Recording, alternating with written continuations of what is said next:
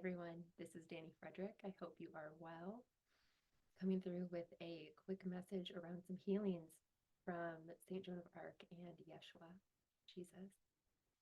So the first is I was working with Joan of Arc this morning, and all of a sudden I felt my chest come forward and tears started coming. And what she showed me was she was clearing my heart space of battle wounds, war wounds. And there's a multidimensional nature to this. So there's obviously the wars that are going on in our world today, and there's wars that we fought in past lives. But really, the emphasis, although those were included, the emphasis was really on our inner battles, clearing all of our inner battles, all of our wounds from our inner battles from this entire lifetime. So there may be times when, we were at war with ourselves and we were really, for example, trying to control a situation or cling to something that was known out of fear of the unknown. And sometimes those parts of us won. Sometimes those smaller parts of us that were resisting what was highest and best for us, they won. They got the outcome. And it wasn't necessarily in our best interest. And sometimes there's those inner battles where our higher expression did win out. But regardless, we still have that energetic of battle within us and all of the heartbreak and the grief and the sorrow and the fear and the scarcity that comes with that. And so she came through just asking me to share this message that anyone who is desiring a healing from her, all you need to do is call upon her and she will come and heal your battle scars, your battle wounds, and clear that energetic from your heart space so that we can move forward more clear this year.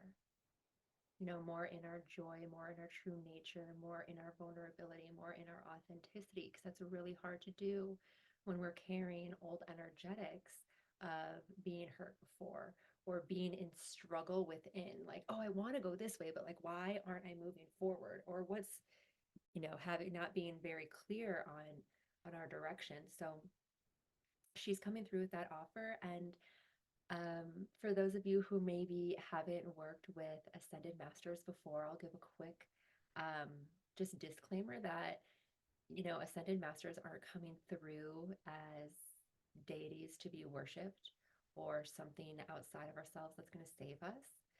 They're really stepping forward as mentors, as way showers, as friends, as equals, um, to awaken the templates within us that they have mastered. So it's not that, for example, Mary Magdalene's a big one these days. We're not becoming Mary Magdalene or we're not emulating Mary Magdalene. Mary Magdalene comes to us as an incredibly victorious, I'm at a loss for words, beautiful, hardcore, divine feminine Christ teacher. And she's not asking us to kiss her feet. She's coming to us heart to heart, eye to eye, soul to soul, womb to womb, and saying, I see you. You have the same divine templates within you that I have within me. I just happened to awaken them and embody them fully. And now it's your turn. So we work with these ascended masters to awaken the ascended master templates within ourselves, so to speak. So I know when I was first on my awakening journey and I heard teachers be like, just call upon them and ask them. I'm like, how though? How? And it really is calling upon them and asking them. So it might look like this: taking a moment to ground with some deep breaths,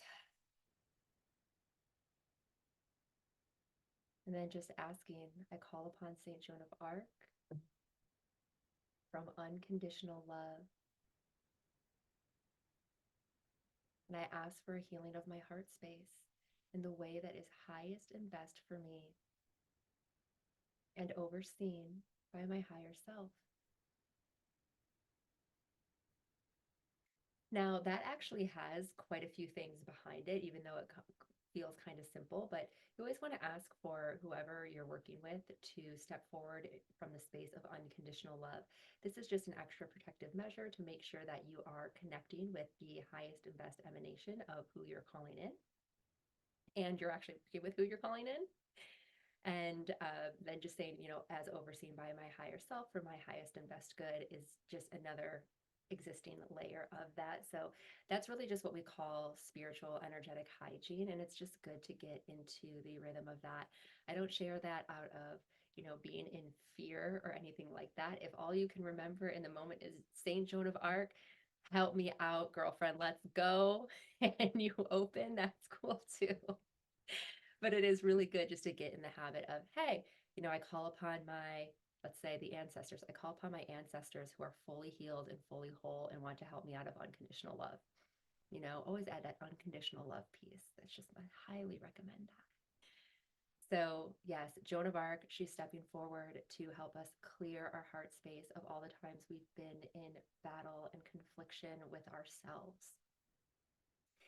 Secondly, I was working with Yeshua, Jesus, and asking him to heal my divine masculine because I was tuning in the other day and my divine feminine, which is represented by the left side of our body, this was just crystalline and clear and like emanating and beautiful. And when I tuned into my masculine side, it just all I saw was sand. Like it felt dense and heavy and like it wasn't sure where to go or what to do.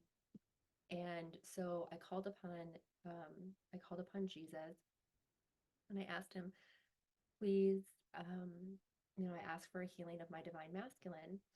And what was so cool is I watched it with my inner sight. It turned from sand to alabaster. And so the alabaster jar, for those of you who know in times of antiquity and the ancient times, alabaster jar always also very symbolic of Mary Magdalene, but alabaster jars held the sacred anointing oils of healing. Um, and so it was almost like I saw my masculine become this alabaster jar and my feminine become the sacred oil. And the alabaster jar holds the oil, right? Like the masculine holds the feminine to then be in her beautiful expression, to be held, to be protected as she's doing her sacred work. So again, he had asked me to bring that forward as an offering of a healing, call upon him, hey, please help me to heal my divine masculine because there's so much healing for the divine masculine needed on this planet, and the divine masculine and the divine feminine lives within each and every one of us regardless of gender. They are energetics, they aren't gender based. So I think one other thing that I'd like to share with healing as another disclaimer, and just to keep in the back of your mind as you begin working with ascended masters, or really anyone, any healer that's even in human form, healers don't heal people, you heal yourself. So what a healer does is they hold the vibration and the frequency of the desired state, I want to say. So like if I'm sick and I go to the healer and they're holding the healing template of health and wellness, it's it's a mechanism to which, my conscious mind is going to them and saying, yes, I want this healing. And the healing works when my entire body is on board and says, yes, I accept this healing. So sometimes our higher self might be like, nope, not right now, because there might be something in the illness that's actually helping us to become more powerful, to become more resilient, to learn about something that's going to actually help us heal others so that we can hold that template of like, I healed XYZ, and then others can come to you to be healed. So it's important to know you're always healing yourself, even when you're working with an ascended master, even when you're working with a healer in human form. They are holding the templates of the desired state that you're asking for healing for, and you're actually healing. But you can just say, you know, I call upon Jesus and I ask for a healing of my divine masculine. And I always like to say thank you. Um, Obviously, you don't ask for something and don't say thank you. Like manners are important all times. It's not that, an ascended master or anyone is going to judge you, because they don't judge you. They come from unconditional love, and they're going to help you whenever you call upon them, no matter what, no matter who you are, no matter what your past looks like. It does not matter. If you are calling upon them, they love you and they're going to help you. However, I also just think it's good energetic hygiene to use manners whenever we're working with them. So to use manners. Let's just see what else wants to come through. Okay, so the other thing is that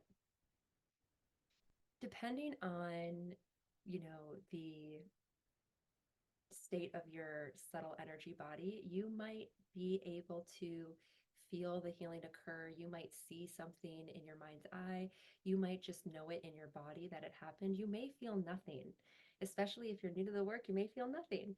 And that's okay. Know that the healing that was at the highest and best level for you did occur. That's one of the first muscles to build is faith and trust. Faith and trust lead us then to clarity, momentum, and alignment.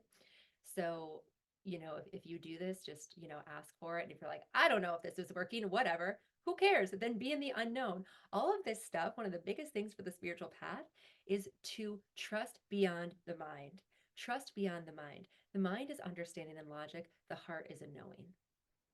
And we want to flex that intuitive muscle of knowing. And we do that by first and foremost having faith and having trust up here when we're like, I don't know what's going on. I don't even know if this worked, whatever, but I'm going to do it anyways because why not?